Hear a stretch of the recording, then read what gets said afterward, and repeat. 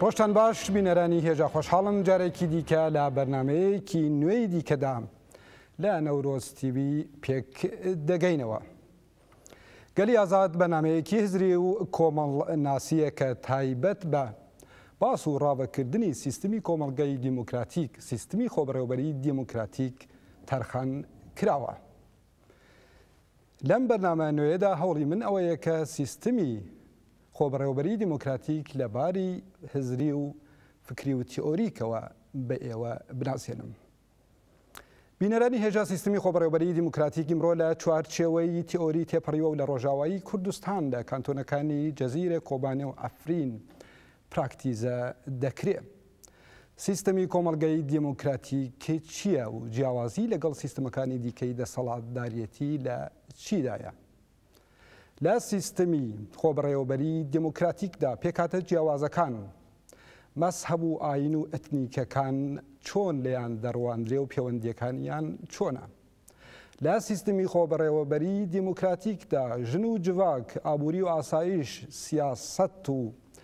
دیپلۆماسی، دەسەڵات چه مانایەک دەدەن و ڕۆڵیان چییە؟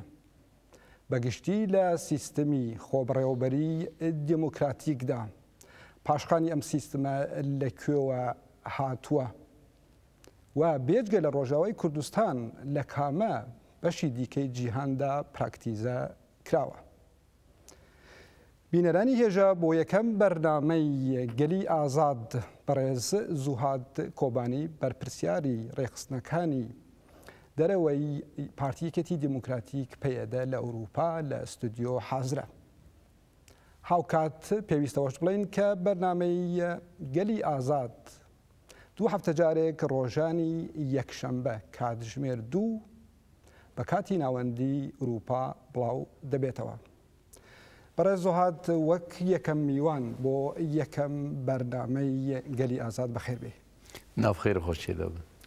بەڕێز زوهاد وەک لە ناساندنی بەرنامەکەشدا باسم کرد، ئەم بەرنامە بەرنمەیەکی زیاتر تیۆریکە فکریە بۆ ئەوەی کە سیستەمی خۆبڕێوەبەری دیموکراتیک بە مینەرانمان بناسێنین. بۆیە وەک یەکەم پرسیاریش پێم باشە ئەو پرسیارە بکەم کە دفنیسیۆن یان پێناسەی ئێوە بۆ سیستەمی خۆبڕێوەبەری دیموکراتیک چییە؟ فەرموو. برێ هەر تشتی سپاس دکەم ji بۆی وە میوانê vê derê anîn layê xwe û ya dincî rojên em têdane li Kobanê yek kantonekî xweseriya demokratîk berxwedanekî bêhempa li pêş e û ji cîhanê re bûye nîmûneyekî sembolekî ku berxwedanê kantonek ku rêvebirî xwe bi xwe bike çûn êrişên ku serda tên kanê xwe biparêze li hember wana parastinê xwe bike û li hember wana sîstemê xwe bi rêva bibe. Tevî ku welatên mezin, dewletên mezin nikamû li hember wa êrişên hovane berxwe bidane. Eva jî carekî din sîstemekî asoyê xwe pir mezin e, pêşeroca wî heye, sîstemekî merov kane be ji bo dehatû wê bibe sîstemekî model ku her kesek wî pêk bîne ji ber him dikanê xwe biparêze, him dikanê xwe bi rêva bibe, him jî dikanê xwe bi xwe fînans bike, xwe jiyankirin bide. Niha ev hatinê sîstemekî bem şêwayî esas vaya warê felsefîk de, warê îdeolojîk de ji hindir paradigmakê tê, yanî paradigma ve jî paradigma civakekî demokratîk, ekolojîk. Çima ta êsta sîstemên ku li cîhan û li dîrokê de ta êsta ku hatine çendî gorenkarî di nava xwe de çêkiribin, çendî hinek alternatîv û xastinê pêşkeftinan çê bikin. Wekî em bibêjin zanist pêşxistine, akademî pêşxistine, cur bi cur şêwazên rêbazên demokrasî pêşxistine, şêwazên ekonomî pêşxistine. Di qonaxên dîrokî de roca îro eger merov lê binêrê kawusek heye. Ev kawus di gelek aliyan da xwe dide deryanî. Yani ev çi mane derdixîne? سیستمی به شوازی خوی هی چل اروپا به چل خاورمیانه به چل همو جهان به سیستمین که لسر دستهلاتداری هاتنه ساز کرن و بتایبت جی دوات 200 ساله داوی دا سیستمین که ملیگرایه کی تنگ شخورا اساس گرتیه به سبب ناکوکیان به سبب بحران کی به سبب کو کاوس کی مزن درکوه و جهان نهاجی آزار و ایشگی و پر دکشینه یعنی تماشا که دواری اوه دا ekonomi da ku tile bineri tevî ku imkanên ekonomî pir mezin hene. Tevî ku em bibêjin teknîk pir pêşketê kanin cîhanê xwedî bikin lê li cîhan betalbûnekî pir mezin heye, bêkariyekî pir mezin heye. Heywanek bile moriyek yani mürûçî ye kanê xwe zindiyê kanê xwe jiyan bike birçî nemîne. Feqet bi milyonan, bi milyaran insan birçî maye. Ev sistem İzen ne sistemeki ekonomik ku ekonomi çiye yani tagziyeye yani terkerine ku insana buke. İzen ev sistem be zaneti sistemi hey yani insan birçî dike. Deline ku beşek birçî bimine ku sistem serveye bube. Je ali din ku tebineri encamı ku iro cihan berver roxanine daliye ekoloji da gelek problem derketine. Civak de esası ve de vakti ku derketi tamaşed ki civaka yekem yani civaka xazai pera dibêjin yani a yekem yani o civaka a duam yani civaka a civaki insan ko dibe de nava wana da ahengiyek heye behevra jiyan kirne esta naha insan merd biyet dijmini xazaya yani ایدنا ایکولوژی خراب بیه وقت خطریه یعنی اف سیستم تا است هایی بونه خطریه کی کو ایدنا جهان تف دا خرابه به جیان مروفتی جیان انسانیتی خرابه. بله. باشه برای کوبانی جگه سرنجه یعنی اولی که جنابت باست کرد باسی پراگدیما و هر وها تیزی کومالگای دموکراتیکی رزدار اوجلانت کرد. سیستمی خۆبەڕێوەبەری دیموکراتیکیش دەزانین لە تێز و تیۆری ڕێزدار ئۆجلان وەرگیراوە. ئەگەر بکرێت ئەوەی کە ئێستا باست کرد لە ئاستی جیهان و ناوچەدا بەگشتی سیستەمی سیاسی ئەمڕۆ وەڵامدەری کێشە و گرفتەکانی کۆمەڵگە نییە. بەڵام ئەگەر بخێنە ئاستی کوردستان یانێ باڵێن ئاستی ڕۆژهەڵاتی ناوەڕاست ڕاست سیستمی خۆبەڕێوەبەری دیموکراتیک دەکەوێتە بەرامبەر دەوڵەت نەتەوە. پێت وایە ڕاست لە ڕۆژاوای کوردستاندا کە ئێوە ئەو سیستەمەتان هەڵبژارد چوارچێوەی فکرەکەی کە ڕێزدار ئۆجلانە باسی چ دەگەر بە کورتی باسی بکەیت یعنی ئەمن داهاتم سەر ئەو خاڵە یعنی بۆچی یعنی چون بەر بە سیستەمێکی بەم شێوەیە ئیزەن ئەف سیستەم لای ئەکۆنۆمیدا لای تەندروستیدا دلای زانستێدا دلای کوان ببێژن دەسەڵاتدارێدا دلای کو تو ببیجی شر دا به مبسته سیستمی که تیم شران دردخینه پفچونان دردخینه اف سیستم نه چاره سریه سیستمی پیرا دبیجین کاپیتال مدرنیته کو کری اف کاپیتال مدرنیته کو کری تو بچی سیستمی که بمشی وای تو پیک بینی ناویت چله بکیجی تله بکی ایکو دستهلاتداری اساس بگیره ایکو ملیگرایی کی تنگ اساس بگیره و به سبب اف کاوس و اف پروبلمان اف عالیه کی دنده اول به سبب کو گلک تایبت سیلینگن اساسی اف سیستمال سرودی که دمشه یک سر نتو دولت دمشه دو سر اندستریالیزم دمشه یعنی سه اف سیستم سر ekonomiye ki menfa'i ku tüm menfa'i ki heri bilin ku kanı be kazanç bike yani pazarı. Naha evaya rengi ve çelit ki rebazin demokratik te çet tekini encami ve ev kavse. Jiboy ku em kanı bin ve cihane. Jve kavse xalaskin alternatifek gerege. Alternatifi vi da ali paradigma da demokratik modernite. مدرنیته کی دموکراتیک لهمبر لینگن اساسی ایکو اف سیستم خل سر چه کری لازم الټرناتیوی وی تی چه بکی يعني لهمبر نتو دولت بو سببكي كو جلك ملت جلك كيم نتو ورن زوب كرن ورن راكرن چونکو تنیا یک رنگی قبول دکه، یک آلایی قبول دکه، یک نژادی قبول دکه، یک دینی قبول دکه، یک مذهبی قبول دکه. است روشلات ناوین به سبب ایکو هری زحمتی جدیدی کردن. یعنی دبی سبب کی جیونوساید کی ثقافی، جیونوساید کی سیاسی، جیونوساید کی اکونومی، جیونوساید کی دالی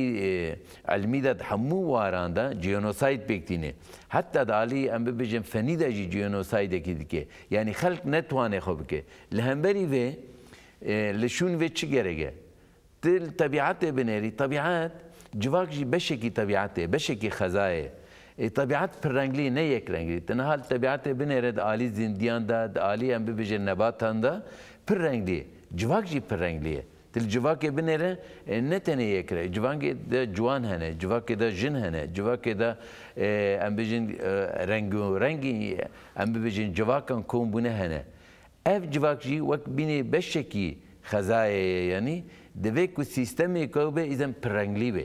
یعنی لشون نتو دولته لازم نتو دموکراتیک به نتو دموکراتیک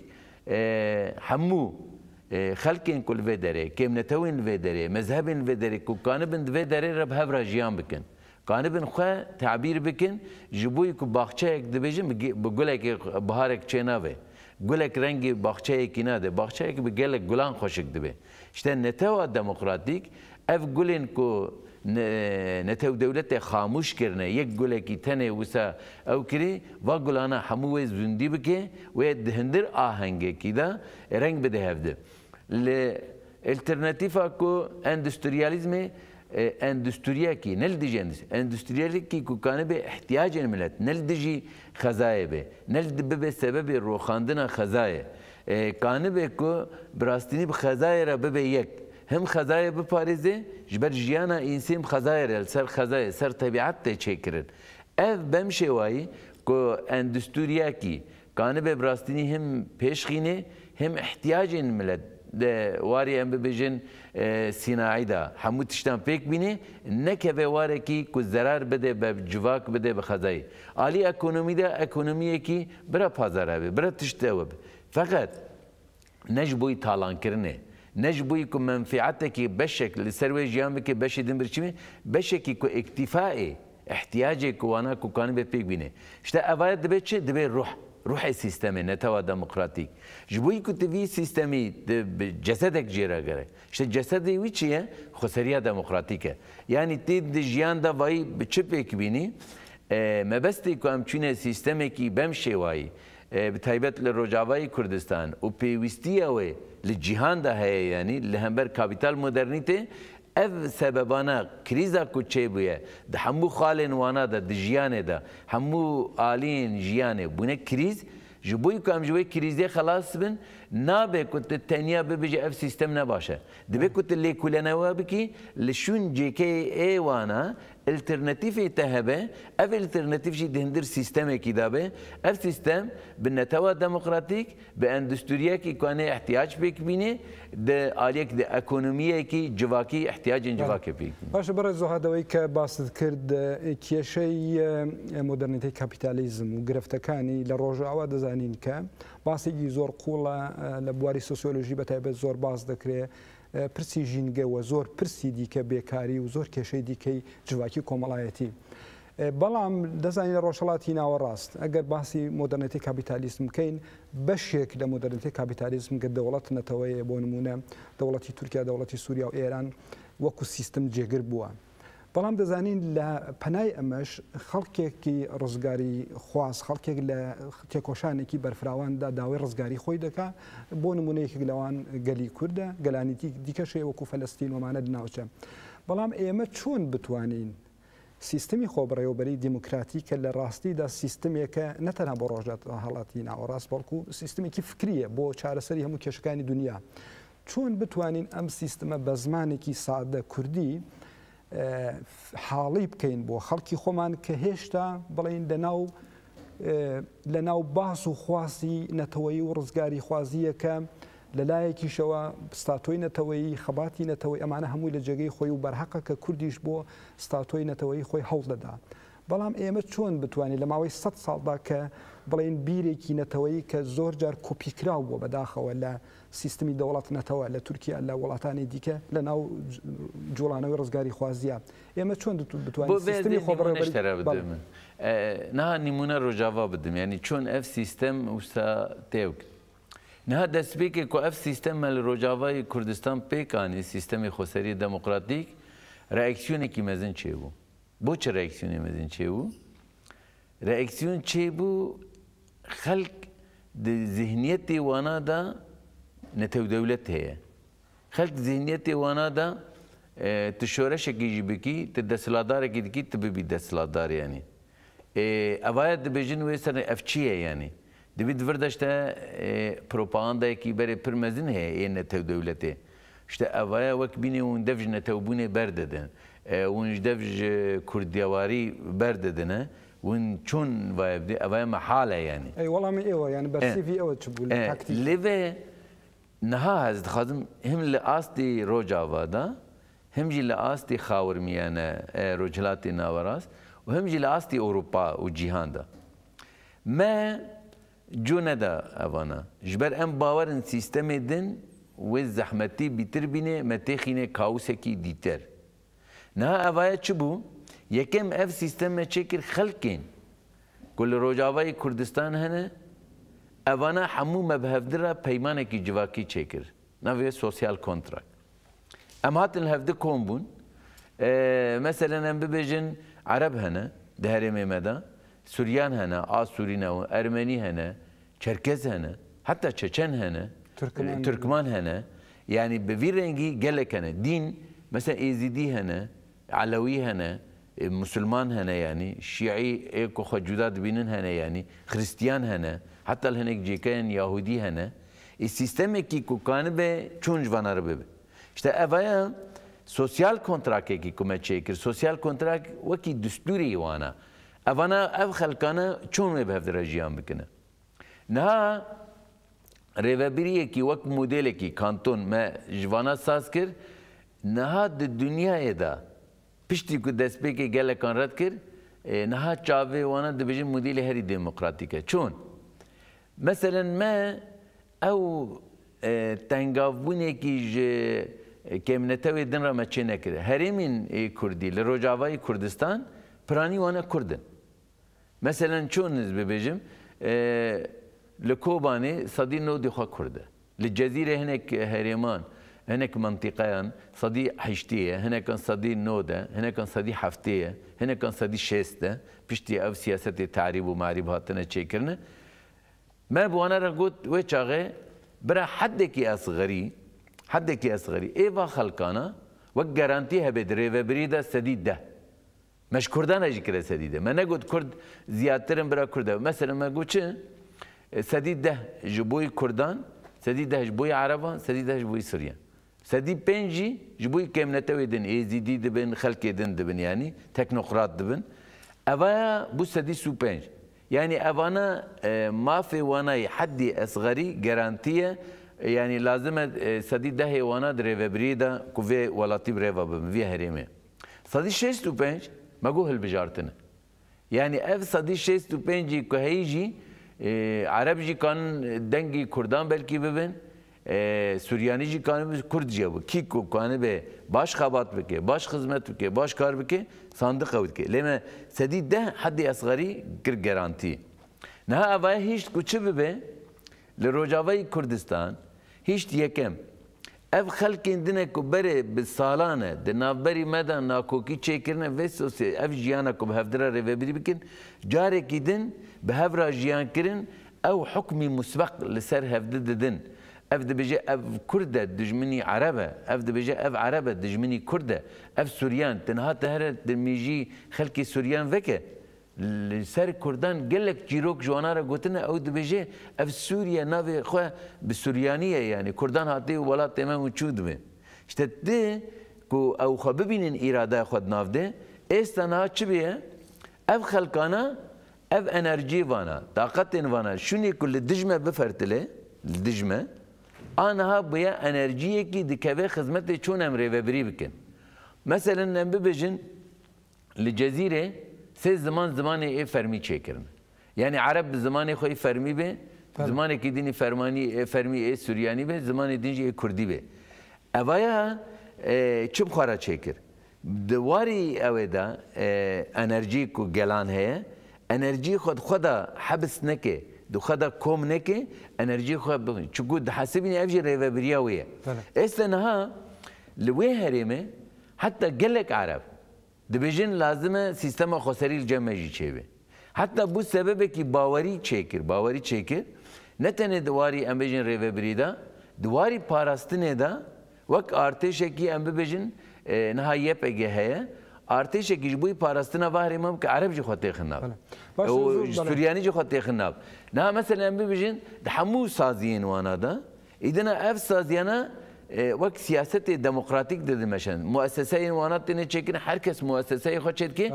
جواک دبی خودی اراده مثلا نهار رجاوی کردستان اشترا بجیم چاود به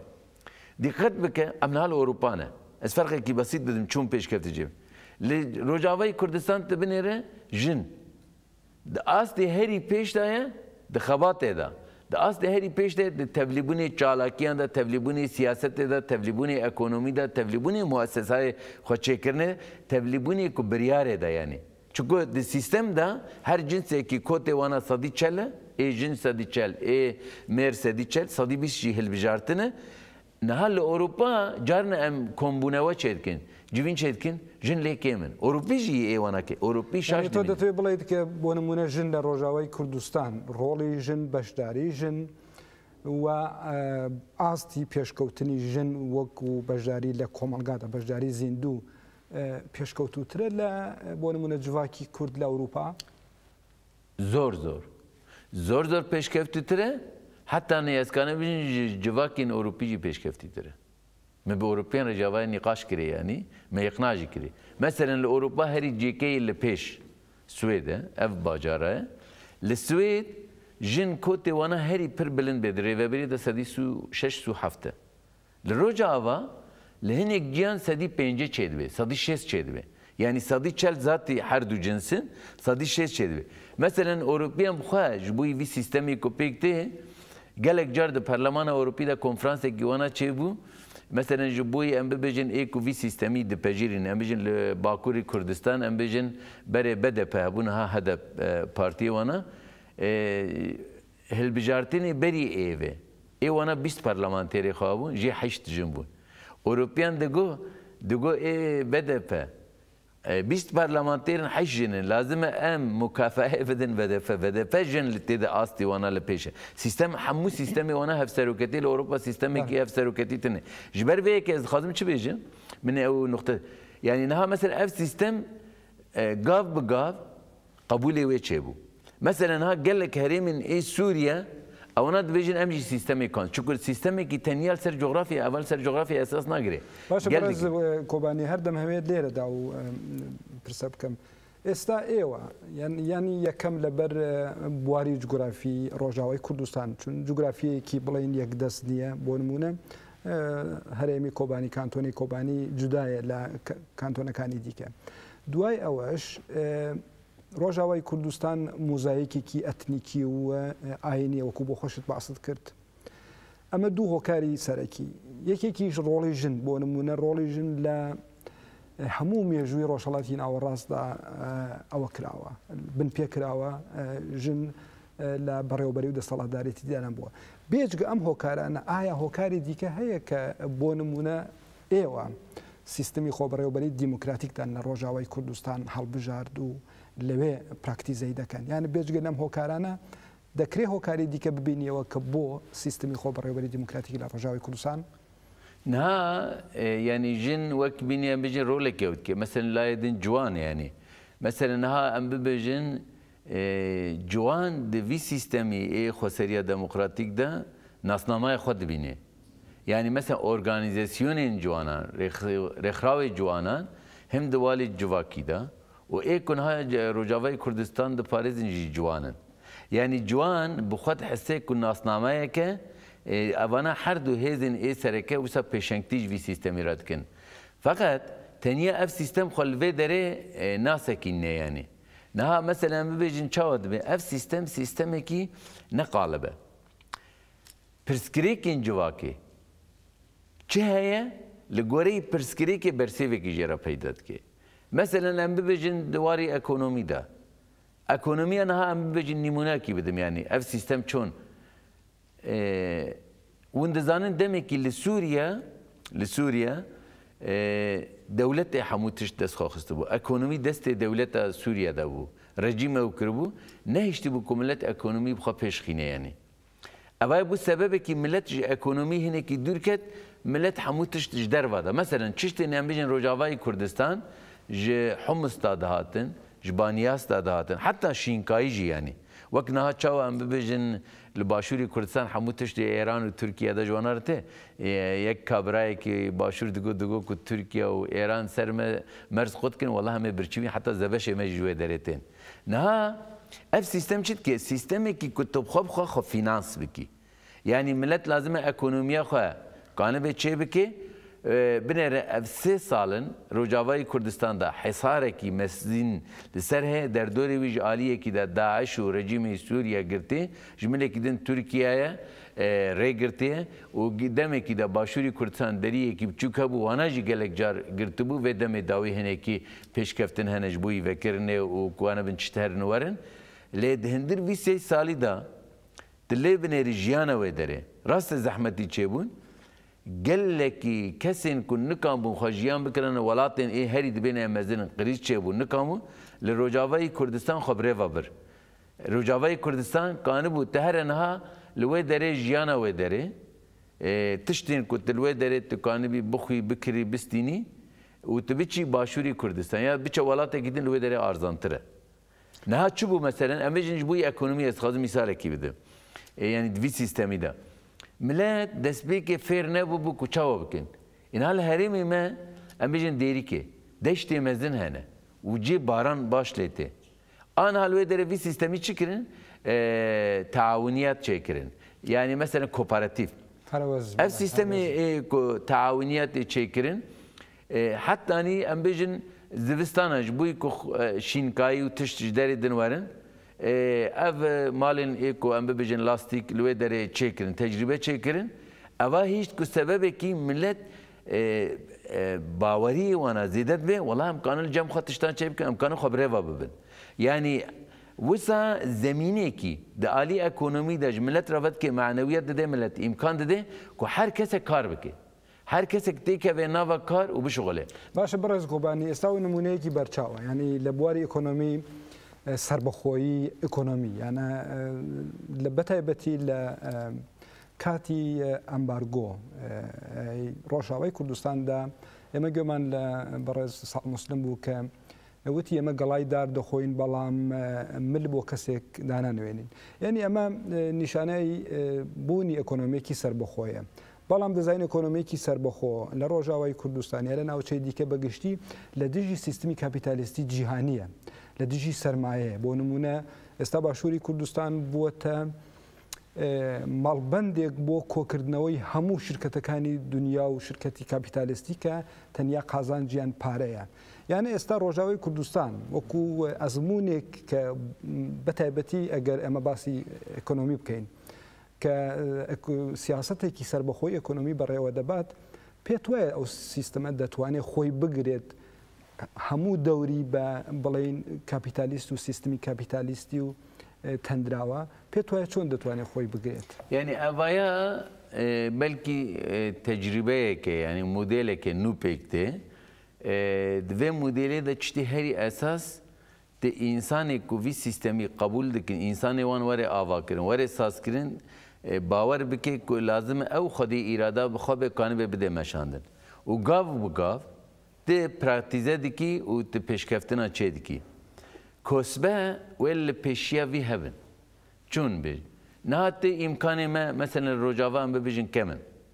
ممکن ام ببینیم جیکه کی دیتر پر امکانی وانه تقنی هنه اویدا ام ببینیم ایمه که ام تشتگی چه بکم دستی خود چه دکن دتعبن زمان جمره دخوازه هنه کی بلکه ام ببینیم پر تشت کمن دست مدا ولاتن ای کاپیتال مدرنیته امکان وانا پرن بلکه ام ببجن جبوی جلکی وانا قانون ارزان چی بلکه امکان ما اینها وسط نبن له تاریخ بنره دیرو که بنره همون سیستم دسپی که دا کو تن اساس کرن د تکوشینه که دانه گاف بگاف سیستم دن نه مثلا ببجن و چون وای برخو بده اف سیستم سرکبه خلق سیستم دن بیکار مایه خلق برچی مایه سیستم دن چارەسەری جوانا را پیدا ناکه مثلا لکردستان جی کو هری دنیای تیر دکه اما خلق کرد برچیه کرد ایدنا کوفی بزانه بن لوی داره سیستمی کی وانا تیر دکه وانا دده کارانی احتیاجی وانا کو پیکتینه پید حسن کو سیستم دن تنیا کش بوی خونی وانا بمجه او بکی جارک دن برچی بیلنه اویا باورین گل yani asli zana bu ne de ko sistem edin çon be ko kriz wana çelik çon be sebebi birçibuna wana çon be sebebi penaberiya wana kuj valat xo terk bikin birçimana ana bu birçibune kurdin rojavay kurtan gelek wana çune metropolana tavi kul arde xo kanun baş bişğulun çteke wana nal vi sistemi da te gav bu gav الولات خو تی امکان مد تی فابریکه چید کی الولات خو تی گاو بگاو ام ببیجن بازار چید کی مثلا دیری که از چوم روجاوای کردستان بازار کیف و خوشی چیکر بون چون چیکر بون بازار کیف و خوشی اینها دزانی ظرف کی زحمته کارمندین کرد کسین کو ام ببیجن حال خوش یعنی تجارین کرد آنی بون پرای ایوانا جوانا خو گرت بون و پرای وانا کم کربون ام ببیجن سرمایه کی 5 میلیون وسا کم کربون اوای سببه کی کو کانه بن احتیاجم پیک بینن ارگانیزاسیون اک نواندا چیکربون و دست به آواهی نو چیکرن نه و آواهی هنه bu سببه کی چه به صدان خلقی و داره کارکرین و داره و آواهیان دا دشغله اوانا صدان مالباتین خو جیان دکن و یادنجی چکرنه اف خانیه کی کدر که یعنی امیجن شقایه یعنی اف شقایه بفئته کی سمبولیک یعنی و بدن واناج بوی کو احتیاجه مثلا 10,000 سوری پیشینه تهبه کانه به شقه yani sistem armancıyı de beçe kari kutubi hem او جی فایده دبین او خود پرای کو کرنه کی انسانی کو دنجی هم تنه کار کرنده شغلن خبات دکن هم جی لگوری امکانی خوی مادی کان خو بدنجیان کرن اویا armanc bir sistemi çiye te ihtiyacın halke pebe çünkü lazımın sistemin kutte revebri çeviki ihtiyacın halke duvari embejin manevi da be duvari ekonomi da be duvarin siyasi da be duvarin embejin sazibune da be te ihtiyacı wana kanı bir pek biri mesela gelek ciken jin ez bebejim naha jin gelek atolyam xoçet kene mesela nav khada embejin atolyen embejin cil çekirin çet kene بره جن لروجاوا بسری خو کانه بن اتولیه کی پیشخینن بروا ببن وک اکونومی به فینانس کی وانا باوری وانا هبه جنجی کانه به چتک کی نیه تنیا چون فکر هه پیاو تنه او دچه دشغله پارایتینه جنجی نمال تنیا خدمت کی تشتکی دکی نه لروجاوای کردستان لکانتونا لهر دره de peşenktiye saziyen jin jiberku saziyen jin organizasyonu jina hatine çekirne beşin ekonomi jibu jin mesela gelek jin amijin liseri kani beşeki ekonomi i jin çekirin yani ekonomiye ku jin peşenkti jirad ke çünkü diro ke da heneki despeki jiyaneji jin esas biava bitir ekonomiye ki civaki dibe bitir ekonomiye ki manet de dvi mani da çidbe jina kurd bxad hisse نتنك وك جنك جبوي ماليه جنا كرت تاني بخد حسي نتني جنك جبوي زارو كان تاني تيني جنا وك يعني ام بيجن فابريكا كي زارو كان جنا كرت بخد حسي جن دي في علي دا تشدبه كان اتوليه كي تشيكي كانت تنري كا اوكي بريفبريا ويجي دبي وحتى اني ازبي كان بيجم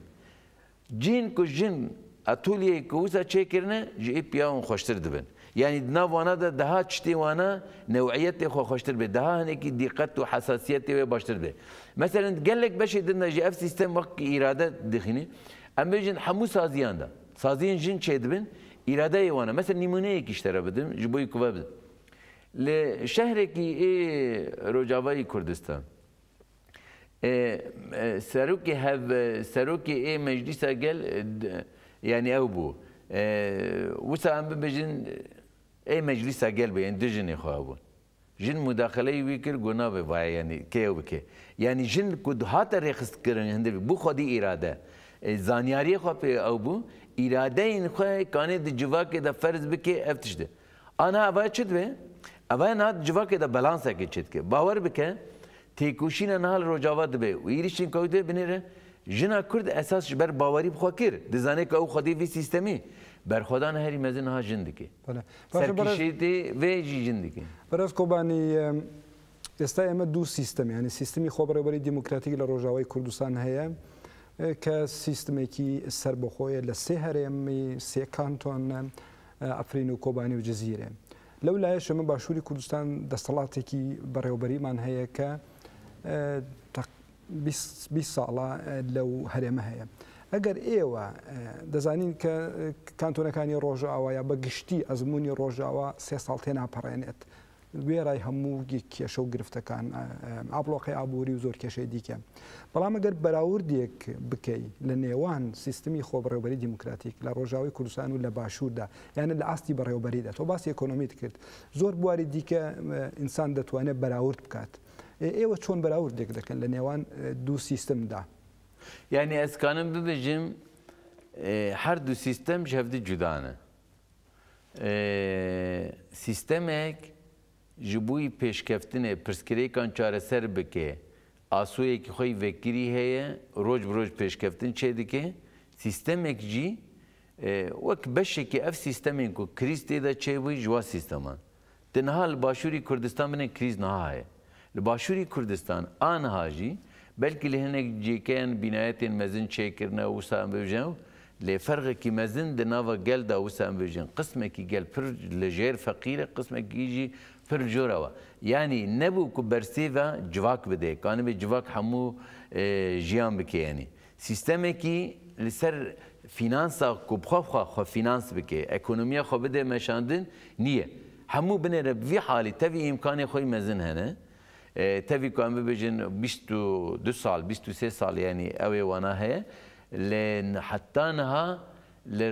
başûrî Kurdistan nikanî bibêjî xwe bixwe finans kirî tiştekî xwe çêdike xwe kanê bike mihtacî derva ye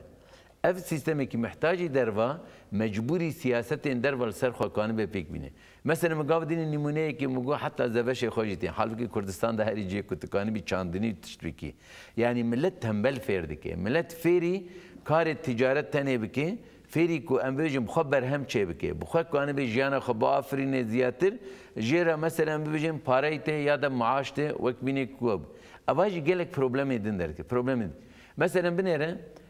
millet ji ber ku xwe xwedî sîstemê nabîne xwedî sîstemê parastina wî sîstemî de jî millet rol nalîze aliyekî wî parastinê de mesela tevî ku em bêjin werqasa tecrübeyek û îmkan hene êrişekî hat mesela em bêjin gelek mentiqeyan pêşmergeyên li wê derê yani ez nabêjim rêvebirê wana de yani ji ber ku ne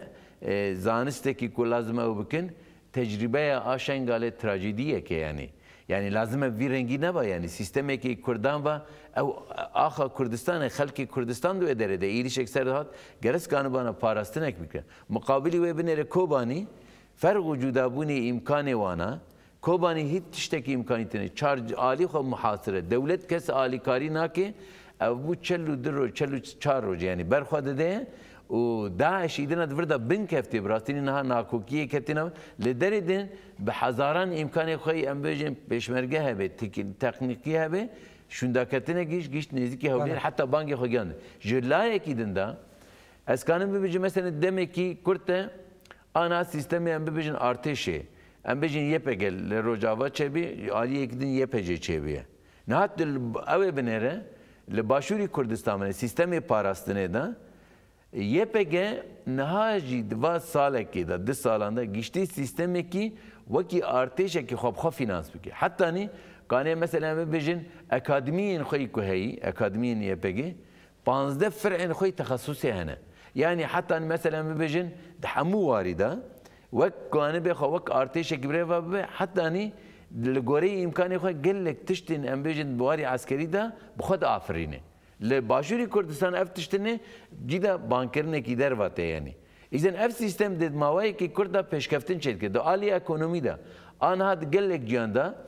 مثلا احتیاج خواجبوی پیشرج اف ایریش المزین کل سر رجاوا چه نبانا روشی اکونومی جیانا وی ملتی و پر لپیشوا يعني مثلا از مازوت ببيجم بترول عراق وباشوري كردستان هري زنجين جي زنجينه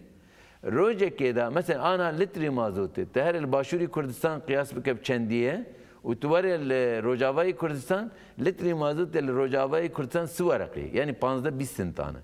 لوي دري بدولار كيه يعني از خازم في ببيجم وجارك كده جو قطبو يعني دائما مصفى فيجي بيجي كتب بن كنترولي وتديك كل ودري قريزك تشيبو كن كامل يعني تدبيرك خب خف ناس بك كو كان بخبره وببه هي ناتي قرتنا اباج خطري دواري جواكي داجي يعني كان فرق وجوداتي بين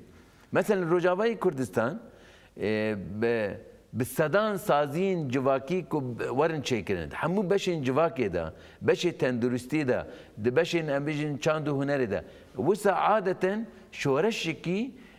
جواكي شورشكي چاندي شورشكي كو امبيجن همو بشين جيانه دا جنو دا زاينه كي تي چيكرن لوي داري دا وقت قريزك وقت هن تشتين شكلي درد كبنا پیش بيكو ببيرا دا يعني براستني كو مرين نقاشه كي فرق كي دينه پیش پر فرقی کی جوازه حتی گلک خلکین می کج روجاوا دچن باشور پنابرن جی دچن باشور دبیجن ام بگرن روجاوا امکان جیان خو باشتر بدمش زور با کورتی لسر پترول باست کرد دزاین که باشوری کردستان استا بتایبتی پروپاگاندی کی زور لسر پترول دکرێت و تەنانەت پترول دەتوانێت دەوڵەتی کوردی دروست بکاتم لە ڕۆژاوی کوردستانی دەزانین کە پترۆل هەیە ئەسەن ڕوانین یانە ڕوانینی فەلسەفی فکری ئێوە بۆ فرۆشتنی پترۆل لە ڕۆژاوی کوردستان یان لە سیستمی خۆ بەڕێوەبەری دیموکراتیکدا چییە؟ ئایا پترۆل وەکو بەرهەمێکی خۆزایی کە هی هەموو گەلە چۆن دەبێ بفرۆشێت و چۆن دەبێ کەڵکی لەوەرگێت؟ يعني اف بترول بنا استاجي يعني لازم بري گشكي ند آستکی که ام ببیجن بب پازار کی مزن یعنی و ام ببیجن هنک و پازار تخن خدمت دستلاتداری تنی دستلاتدار سرجم. اف امکانی که هیا لازم بب سبب کی که احتیاجن وی گلینه وی آخی درکتیه یکم لازم کانه به که احتیاجن وی گلی پیک بینه. يعني احتیاجن وی ام ببیجن امکانی کج بترول واره. اف آنها ام ببیجن یکم لازم اف ملتا جيكي كو هري بترول زيده كريزا بترول اللي تنوي بهابونا بترول اللي تنوي يعني جبوي كو ام بيجي ملت تشتي خابيك بيني يادن فايدين كو جويته لازم ببنى بروجين اكونومي بروجين جواكي ببنى بروجين جيانا في ملتي بيجينا رفاهك يعني كو كان في بيك بيني تبورنا كي وچ ببه وكي امارات ببه وكي خليج ببه او دولتين وسا دايشي بترول ورجي زياده لی بترول چیه؟ چند مالبات سرمایه‌دار یعنی وسا مزین کردن خلقی دنا یعنی ام بترول کو هی لازمه بترول کی جبوی گل وقت بینی کو تیکه به خدمت احتیاجین وی گلی کو کانبن او بکن جبوی ویجی لازمه بترول ند عاد سلاداری به لازمه بترول مثلا ببیجین تأمیمی گل به يعني اف تأمیمی گل مثلا کنسین گل هنه مجلسین گل هنه اف مجلسین گل دواری اکونومی دا کمیسیونین وانای اکونومی اوانا پروژه کوفی بترولی چاوا کو کان بن احتیاجن و هرمه چقاسه هي جبوی احتیاجن و هرمه چقاسی لازمه پیگوره سروی خبات بکن استنا بوی کاری دکنه مثلا چون امکان توی کمن نکان حمو بیره بترولش بدن قبطاندن جبر کامیجن روشکی شر جیان دکنه استاتیو هین جالی جهان دا امبارگوی کی سیاسی سر استاتیو دخازن بخنقینن گلک دولت لانها احتياجين مثلا بيجن مازوت ديزل يعني ايكو خلقي هي انها ام بيجن بلان دكن شون في احتياجي بيك بين مثلا بيجن حتى نوسع حسابتك ام بيجن چند بيري هنا اي اوي هنا مثلا ام بيجن لكردستان ام بيجن چند بير هنا چقاسه مازوت شوانه لازم اول احتياجي وانا جبركو اوانا چاندني دكن زراعت دكن اف زراعت کے برهم وجهه رواره يعني حمو بشيدا احتياجين في جواكي دالی اکونومی دا خبره و به دالی کام بیشین جیانا و داره به تکنیک را علاقه داره بده لازمه بریگش کی برسی و کی بده نکو به جی کی کی تبشینی در و بفروشی لجم تجی وک به جی کی زحمتی نبه ام دوی آلی دا کو بکن ل ما بس تكون بيجين بترول بسبب دولتك کی يعني دولة كردستان نا قال لك ولاتي خلقك اجر تميجي دولة وين فكري بترول تنجي دولة وان هي يعني يعني ممكن هناك دولات تكليف ترى تشيكن جبوي بترول تفايدة بي مثلا نات تركيا جبوي بترول كردستان ببي ذات تركيا پر بارزاني دبي دزي دبي يعني نه قانوني دبي او بترول كدبي جمخا كان بي بترول ببي او حتى منفعتي بترول اشتبه سبدا كان دربه اللي خيني يعني جبوي كنت قال لك بريفبري بكي يعني قال كان بيخب بحث الريفبريه كدسلاداري قال يعني اقتداري قال نكون بيجن سلطه كي السروانا بمشي ارمان جي اف بي ابا وكي نتوكي ديمقراطيك يعني ام بيد فكرن شي بي اف جي تي نل سر اساسك ايكونوميه كي ربحي تبكي ايكونوميه كي جواكي كان بشي جواكي او بكي جاليه كي دنداجي جواکه تکانی بی بروح بکی بی اراده بکی سازی بکی سیاست کی دموکراتیک بی. بله زور سپاس برنامه کمان برای کتایی چند خلکی زور به کرتی دم هی و پرسم تو برنامه که من به کوبانی دست پی کرد به کوبانی دست پی کرد باسی برخودانی کوبانیت کرد امروز چلو دو روزه لبی برخودانی کد کریم وکو دو پرسیار پیت ویا یعنی برخودانی شارک دوای چلو دو روز چ پەیوەندێکی بە خۆبڕێوەبەری دیموکراتیک چ پەیوەندێکی بە بیر و فەلسەفەیە کە لەوێ هەیە ئێستا هەیە نها فەلسەفەی کودوی ئەویدا پاراستنە ڕەوا ئەساس دەگرێ خەڵکی کولڤێ دەرێدا یعنی کو بە vê فەلسەفێ تێنە تێرکردن دەبێژن لازمە ئەم کانە بن هەرێمی خۆ بپارێزن دیقەت بکە gelê Kurd îkul ser vê felsefeyê yanî mezin dibe yanî hemû kes piştgirî dike ku ji bo kobanî nekeve berxwedana kobanî dewam bibe. Xelkê di hindir kobanê de û ê ku li ser vî sîstemî rol û wezîfeyên parastina rewa lîstine yanî dane ser me yekîneyê parastina gel yekîneyê parastina ew evana jî wek axa wana ye lazim em vê biparêze hemû êrişên werin ku biparêzin. Ev fikra ku bana re tineva gelek bacarên din hebûn askerê wan jî pir bûn lê wekî herêma xwe nedîtin yanî meselen em bêjin Daeş hat Musilê tevî ku hinek dibe 80,000 bu hinek dibe 60,000 tê de bû îmkanê sîlah jî dest sê saetan berxwe neda bacarên Sûriye ê mezin yanî berxwe nedanin mesela Raqqaya Dêrezorê Bo Kemalê heta feyleqên wana mezin berxwe nedan îzen di vî felsefî de çi ye Tê bawer dikî ku çi parastina rewa êrişî cihan tev de jî li ser te were tê dîfayê xwe bikî lê tu êrişî kesî nakî tu mentiqeyê xwe diparêzî eva ji rejîm de jî were tê parastin bikî eva êrişekî wek Daişê de jî were tê bikî kî ku êriş bike ji ber çima tu dibî êrişî nirxên min dike êrişî merovitî dikin ji bo wî jî ev parastin wê dewam bike wê parastin serkeve زۆر سپاس بۆ تۆ بەڕێز زوهات کۆبانی بەرپرسیاری ڕێخستنەکانی پارتیەکەتی دیموکراتیک پێدا لە ئەوروپا سپاس دەکەین سپاس بۆ لێرەدا گەیشتینە کۆتایی بەرنامەی گەلی ئازاد لە ئازادی و بۆ ئازادی بژین ماڵتەناوە